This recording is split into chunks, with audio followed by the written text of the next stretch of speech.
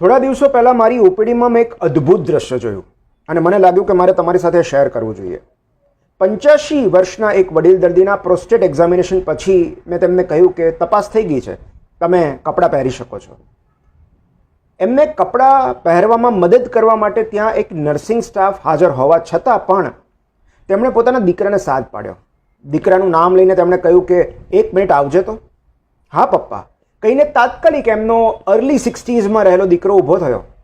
પપ્પાનું પેન્ટ પકડીને તેમના દીકરાએ વિનમ્રતાથી નર્સિંગ સ્ટાફને કહ્યું કે તમે રહેવા દો, હું જ પહેરાવી દઈશ.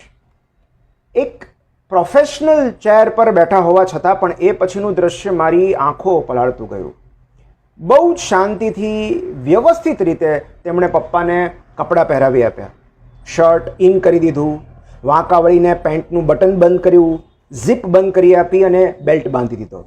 એક જમાનામાં જે રીતે એમના પપ્પાએ એમને નિશાળે જતી વખતે યુનિફોર્મ પહેરાવ્યો હશે એટલા જ ઉત્સાહ અને સ્વેચ્છાએ તેમણે પપ્પાને કપડાં પહેરાવ્યા. આની પાસે આ બધું કરાવવું મને નથી ગમતું, પણ શું કરું, હું એના પર ડિપેન્ડન્ટ થઈ ગયો છું. વડીલે થોડા અણગમા અને લાચારી સાથે કહ્યું.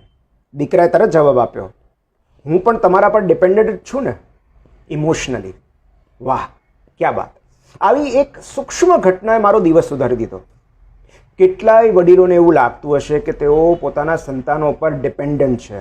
નાના નાના કામ માટે, સૂક્ષ્મ જરૂરિયાતો માટે, કેટલીક દૈનિક પ્રવૃત્તિઓ માટે તેમણે અન્ય લોકો પર નિર્ભર રહેવું પડે છે. એવો વસવસો કેટલાય વડીલોને થતો હશે.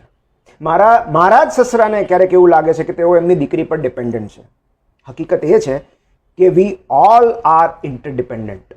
જીવનના દરેક તબક્કે કાં તો ઇમોશનલી કાં તો ફિઝિકલી આપણે કોઈ અન્ય વ્યક્તિ પર નિર્ભર હોઈએ છીએ. એ વ્યક્તિને આપણે સ્વજન કહીએ છીએ. આપણા પર ફિઝિકલી ડિપેન્ડન્ટ રહેલા લોકો ફક્ત એ જ કારણથી આપણી સાથે રહેતા હોય છે કારણ કે આપણે તેમના પર ઇમોશનલી ડિપેન્ડન્ટ હોઈએ છીએ. યુનિફોર્મના બટન બંધ કરતાં નહોતું આવડતું ત્યારે બાળક તરીકે આપણને ક્યારે એવું નથી લાગ્યું કે આપણે મમ્મી પપ્પા પર ડિપેન્ડન્ટ છીએ. તો જ્યારે સમયનું ચક્ર રિવર્સલ ઓફ રોલ્સની માંગણી કરે છે ત્યારે વડીલોને એવું શું કામ લાગવું જોઈએ કે તેઓ સંતાનો પર બર્ડન છે?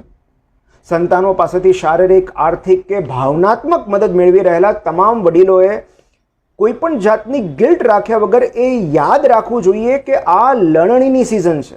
આ તો એ જ ઉગી રહ્યું છે જે તમે વાવેલું. તો એમાં ગિલ્ટ શેનું? અફસોસ શેનો?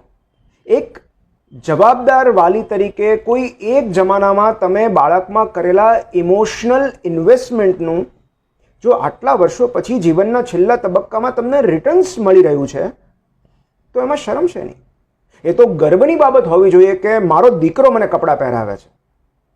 સ્વાવલંબી જીવતા શીખી ગયેલું આ શરીર જ્યારે જીર્ણ થાય છે ત્યારે એને હ્યુમન કનેક્શન અને કુટુંબનું મહત્વ સમજાય છે. કોઈ પણ જાતની અકળામણ, ગુસ્સો કે નારાજગી વગર પૂરી સ્વેચ્છા અને વિલિંગનેસથી વડીલોની સેવા કરી રહેલા સંતાનો એમણે બાળપણમાં મેળવેલી કેળવણી, પ્રેમ અને હૂંફના બ્રાન્ડ એમ્બેસેડર છે. પથારીવશ થઈ ગયેલા પપ્પાના ડાયપર બદલવા પડે એ પરવશતા કે લાચારી નથી, એ રિવર્સલ ઓફ રોલ છે. આપણા લાખ ન ઈચ્છવા છતાં પણ ધીમે ધીમે વૃદ્ધ થઈ રહેલા આપણે દરેક ક્ષણે ડિપેન્ડન્સી તરફ આગળ વધી રહ્યા છીએ.